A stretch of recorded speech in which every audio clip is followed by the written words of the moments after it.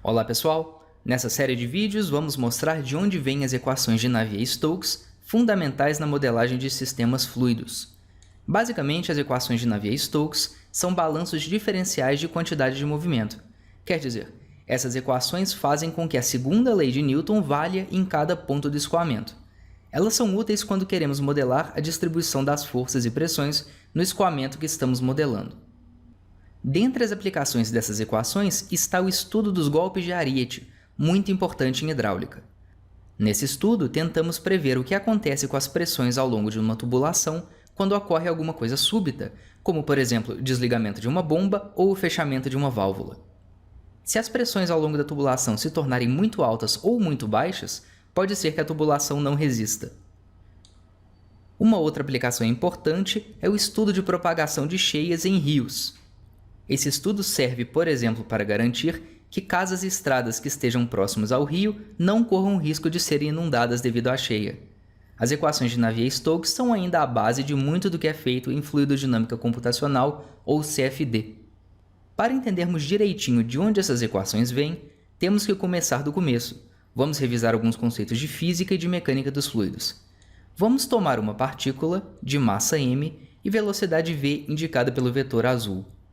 A quantidade de movimento ou momento linear associado a essa partícula é dada pela expressão P igual a mv, em que P é a quantidade de movimento. Outra equação muito importante é a chamada segunda lei de Newton, que nos diz que a força resultante atuando sobre essa partícula é dada pela derivada da quantidade de movimento em relação ao tempo. Nós podemos converter a segunda lei de Newton para uma forma um pouco mais familiar, substituindo a definição de P dado pela equação acima.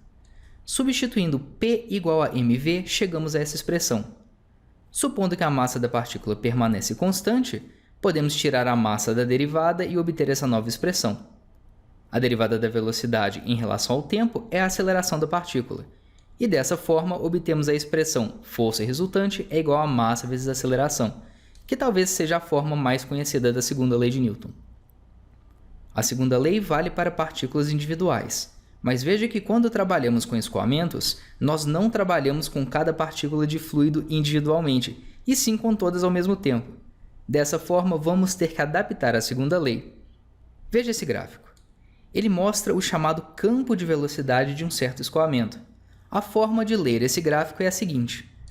Para cada ponto xy do gráfico, se quisermos conhecer a direção do vetor velocidade, basta traçar a tangente à curva sobre a qual o ponto está. Aqui, a velocidade é indicada pelo vetor azul. Veja que a velocidade depende das coordenadas x, y e do tempo t, já que, em geral, pode ser que o campo de velocidades mude com o tempo. O módulo da velocidade é dado pela função v de x, y e t, que é a função que dá origem ao campo de velocidades. Se quisermos conhecer a velocidade de outro ponto x', y', traçamos novamente a tangente à linha que passa por esse ponto, e se quisermos o módulo, avaliamos a função v no novo ponto. Vamos agora acompanhar o que acontece com uma partícula infinitesimal do escoamento ao longo do tempo. A partícula inicialmente está nesse ponto com coordenadas x, y e com velocidade v determinada pelo campo de velocidades. Depois de haver passado um certo tempo ΔT, a partícula vai se deslocar até um novo ponto com novas coordenadas, x mais ΔX, y mais ΔY e uma nova velocidade v. Vamos trazer agora o gráfico para a esquerda e tentar entender de que forma a passagem do tempo influencia a velocidade da partícula. A velocidade depende da coordenada x e da coordenada y. E se o campo de velocidades variar com o tempo, pode ser que ela dependa diretamente do tempo também. Mas veja que, à medida que o tempo passa, a partícula muda de posição, o que faz com que sua coordenada x varie, influenciando a sua velocidade. Da mesma forma, o tempo faz com que a coordenada y varie, afetando a sua velocidade. Dessa forma, o tempo influencia a velocidade da partícula de duas maneiras. Na primeira delas, à medida que o tempo passa, a posição da partícula muda, o que faz com que a velocidade mude. Na segunda, o próprio fato de o campo de velocidades variar com o tempo afeta a velocidade. Vamos agora escrever matematicamente como a velocidade varia com o tempo, considerando esses dois efeitos. Veja que nós escrevemos aqui a derivada de v em relação a t de uma forma um pouco diferente. Dessa vez usamos a letra D maiúscula para indicar a derivada. Derivadas desse tipo são chamadas de derivadas totais ou derivadas materiais nesse contexto de escoamentos. O nome derivada total se refere ao fato de que iremos considerar o efeito de t sobre todas as variáveis de que t depende. Vamos começar com a variável x.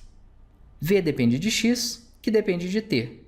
Portanto, escrevemos dv dx, que é a dependência de v com x, vezes dx dt, que é a dependência de x com t. Da mesma forma, v depende de y e y de t. Portanto, escrevemos dv dy, que é a dependência de v com y, vezes dy dt, que é a dependência de y com t. Finalmente, escrevemos a relação direta de v com t. Podemos ainda escrever essa expressão de um jeito mais usual. Veja que o termo dx dt é a componente x da velocidade da partícula, que normalmente é escrita como u. O termo dy dt é a componente y da velocidade da partícula, que normalmente é escrita como v. E essa é a nossa expressão final. Ela nos dá a taxa de variação da velocidade da partícula a partir de dados sobre o escoamento como um todo. Essa expressão nos dá, então, a aceleração de uma partícula fluida se movendo pelo campo de velocidades. Algumas vezes, a partícula fluida é chamada de elemento material, e daí o nome derivada material. Essa equação vale para escoamentos bidimensionais, já que apenas consideramos as dimensões x e y, mas não precisava ser assim, podíamos ter feito o mesmo raciocínio para as três dimensões x, y e z. A única diferença seria que teríamos que considerar a dependência de v com z e de z com t, dando origem a esse novo termo.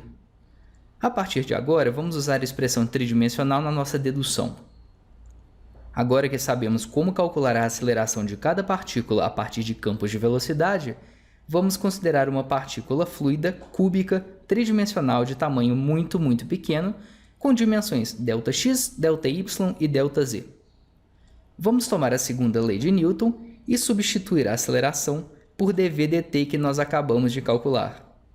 Substituindo, chegamos a essa expressão. Conhecendo as dimensões da partícula, podemos calcular a sua massa. Basta multiplicar o seu volume pela sua densidade. O seu volume é ΔX vezes ΔY vezes ΔZ, e a sua densidade é dada por ρ. Falta agora determinar quanto vale a força resultante que atua sobre essa partícula. E agora como é que nós vamos fazer? Nós vamos deixar isso para o próximo vídeo. Se você gostou desse vídeo, por favor, não deixe de curtir, comentar e compartilhar. Muito obrigado!